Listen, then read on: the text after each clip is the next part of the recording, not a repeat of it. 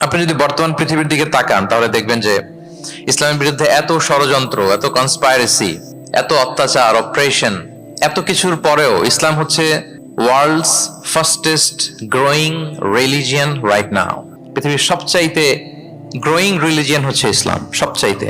আপনি দেখেন, জরিপ চালিয়ে একটু খোঁজ খবর নিয়ে দেখেন, সারা ওয়ার্ল্ডে দ্য ফাস্টেস্ট গ্রোয়িং রিলিজিয়ন হচ্ছে ইসলাম। সবচাইতে বাড়ন্ত যেই ধর্মের ভেতরে মানুষ বানের পানির মতো প্রবেশ করছে, সেই ধর্মটার নাম কি? ইসলাম।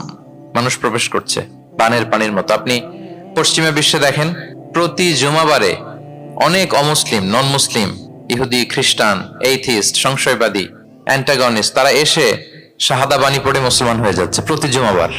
নারী পুরুষ নির্বিশেষে, আস্তিক নাস্তিক নির্বিশেষে প্রতি জুমাবারে তারা এসে শাহাদা পড়ে মুসলমান হয়ে যাচ্ছে। এটা তো মসজিদের খবর। রাস্তাঘাটেও আমাদের পশ্চিমা বিশ্বের দায়ীরা রাস্তার মধ্যেও দাওয়াতি কাজ করে, আলহামদুলিল্লাহ।